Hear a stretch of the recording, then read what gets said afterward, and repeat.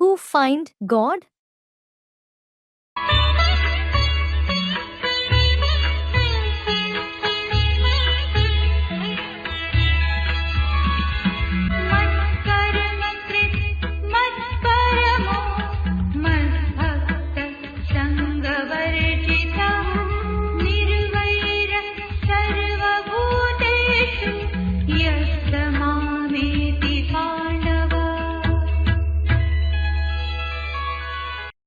Pandav. O Arjun, the son of Shiv, Panda. Yah mat karm krit.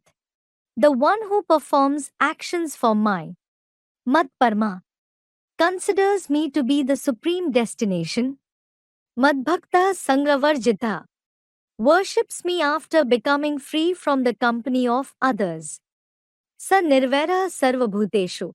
He becomes free from enmity towards all living beings. Eti Mam finds me, Shiv Baba. Pandav. Yah mat karm krit. Mat Parma. Madbhakta Sangravarjita. Sa Nirvaira Sarvabhuteshu. Eti Mam.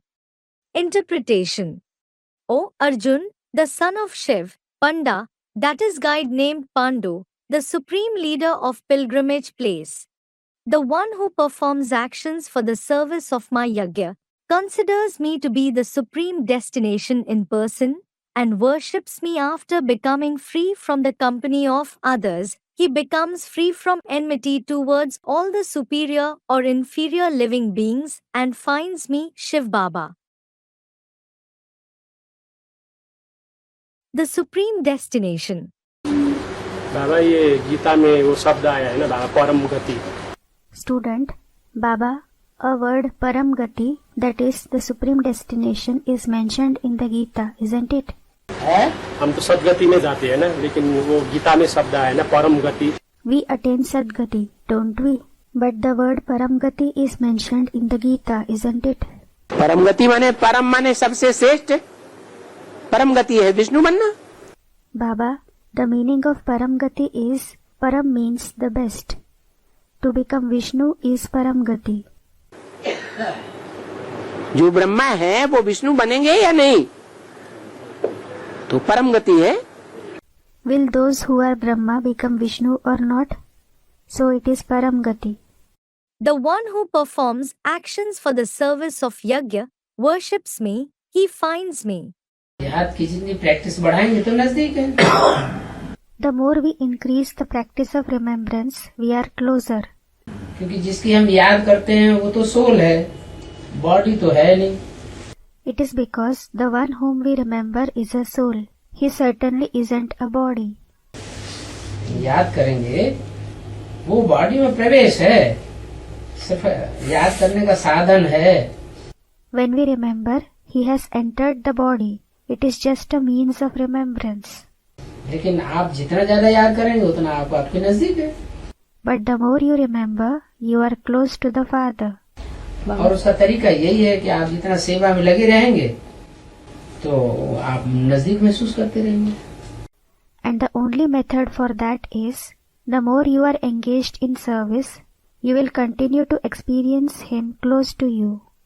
The one who worships me after becoming free from the company of others, he finds me, Shiv Baba. एक शिव बाबा जिसको हमने पहचान लिया है, ये है ऊंचे ते ऊंचा भगवंत.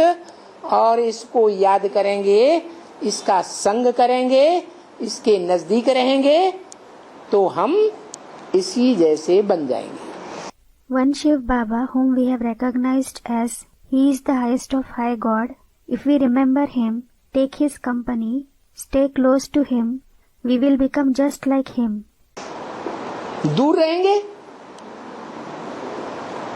तो दूर हो जाएंगे, या नजदीक रहेंगे तो नजदीक आ जाएंगे.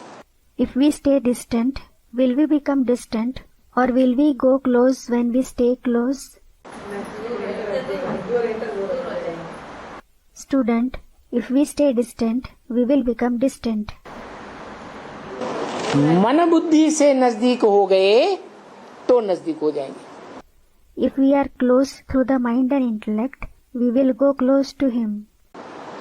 और सिर्फ इंद्रियों से नजदीक हो गए जैसे कुलटा स्त्री होती है, But if we are close only through the Indriya, then it is just like there is a promiscuous woman.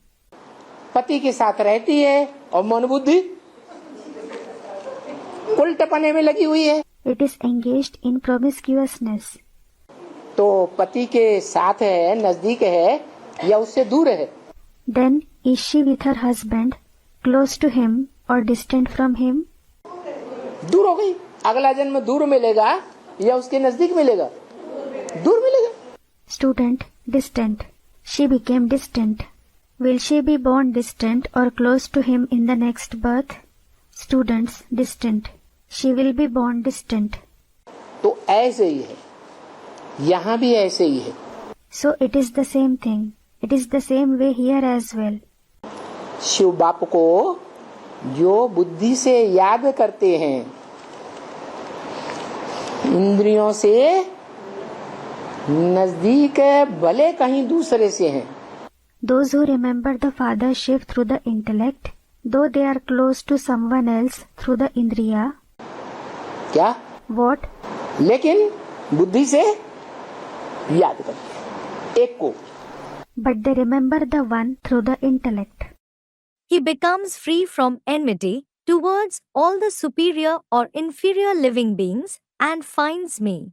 मनुष्य होकर भी ईश्वरीय सेवा के लिए ना कर दे, उनको शिव बाबा का बच्चा कहेंगे क्या? If someone says no for godly service in spite of being a human being, will they be called the children of Shiv Baba? कल्याण तो करते ही नहीं।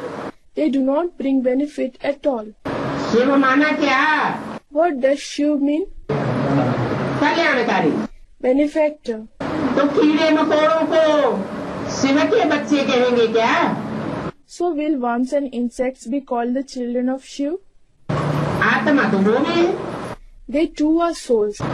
परंतु क्या करते हैं?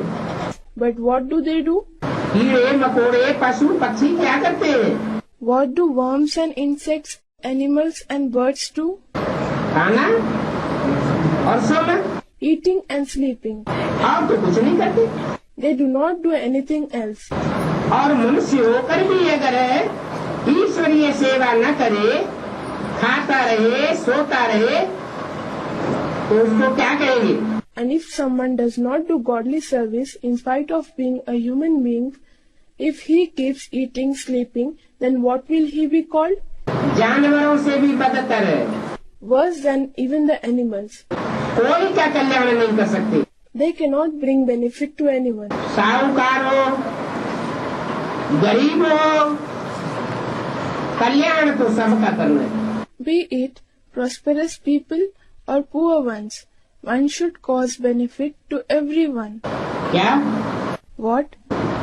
साहूकार आ गया तो बड़े दिल और जान से उनको कोर्स देंगे। If a prosperous person comes, then they give the course with a lot of love and affection. उनकी बड़ी सेवा करेंगे, खातिरी करेंगे। They will serve them a lot. They will provide hospitality. कोई गरीब आ जाए, देखा कि भीख मांगने वाला है, और वो कहने लगे कि हमें भी कुछ समझाओ। If a poor person comes, if they observe that he is a beggar, and if he starts telling them, explain something to me also, तो दूर दूर करके भगाए देंगे। तो कहेंगे कि ये बाप के बच्चे आत्मा हैं।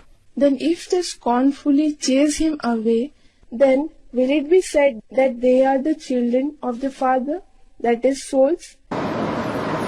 रूहानी स्टेज वाले हैं। Do they have a soul conscious stage? मनुष्य आत्मा है।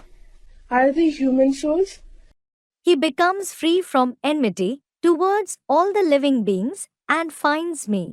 कोई छल छिद्र कपट नहीं भावा।